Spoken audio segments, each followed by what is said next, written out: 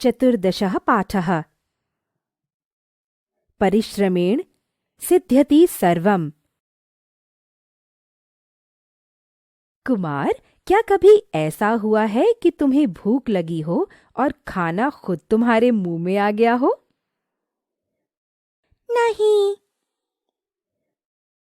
यानी कि तुम्हें खाना खाने के लिए अपने हाथों को हिलाना पड़ता है ना? हाँ, ये तो है।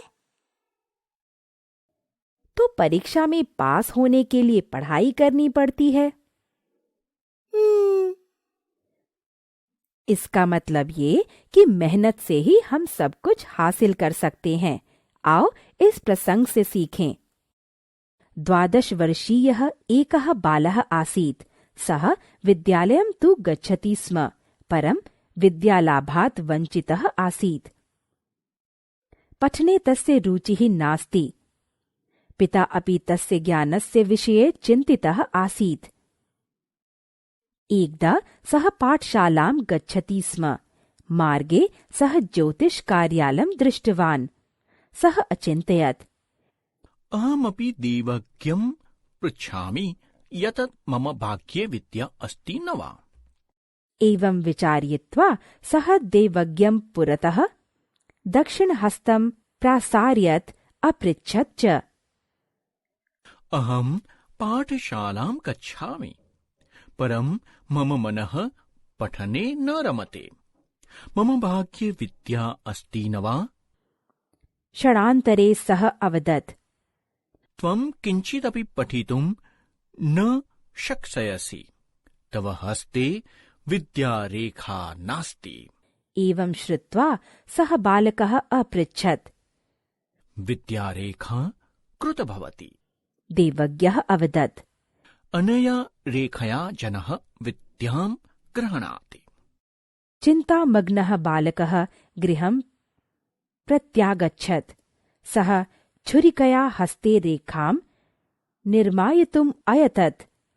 तस्मिन्नेव समये तस्य मनसि एकः विचारः अजन्यत्। रेखायाः निर्माणेन विद्याप्राप्तिः न भविष्यति। कठिनपरिश्रमेण एव विद्या प्राप्तुं शक्नोमि इति। तस्मात् दिनात् सः निरन्तरं पठने संलग्नः आसीत्। अन्ते तस्य साधना सफलीभूता अभवत्। सः जनेषु महाप्रज्ञः रूपेण विख्यातः अभवत्। सः एव जनैः सुप्रसिद्धः व्याकरणाचार्यः अभवत्। सः एव पाणिनिरूपेण संसारे प्रसिद्धः अस्ति। सः एव संस्कृतसाहित्यस्य आदिवैयाकरणाचार्यः रूपेण ख्यातः अस्ति। तस्य कृतिः अष्टाध्यायी व्याकरणस्य प्रथमं पुस्तकम् अस्ति। सततपरिश्रमेण संकल्पेन च सः संस्कृतसाहित्ये अमरः अभवत्। सत्यमेव कथ्यते, अप्राप्यं नाम नेहास्ति धीरस्य व्यवसायिनः। पाठसारः। परिश्रम एवं संकल्प शक्ति मनुष्य के जीवन के उत्थान हेतु बहुत आवश्यक है। महर्षि पाणिनि के जीवन प्रसंग के माध्यम से यह बताया गया है कि परिश्रम द्वारा ही हम सब कुछ पा सकते हैं।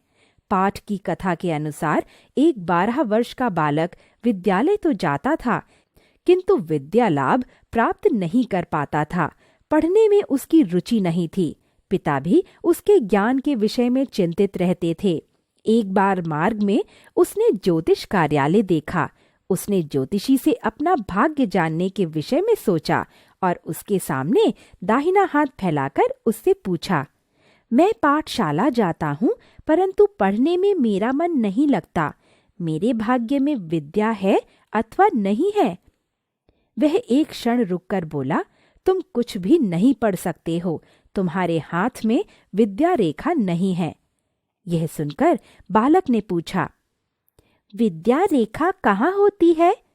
ज्योतिषी बोला, इस रेखा के द्वारा व्यक्ति विद्या ग्रहण करता है।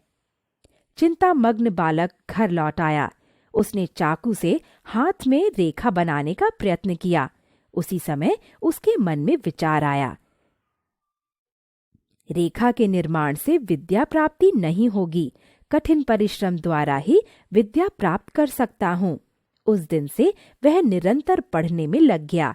अंत में उसकी साधना सफल हुई। वह महाप्रज्ञ और व्याकरणाचार्य पाणिनि के नाम से प्रसिद्ध हुए।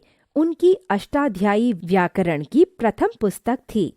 सत्य ही कहा गया है कि इस संसार में धीर परिश्रमी के लिए कुछ भी अप्राप्त नहीं है।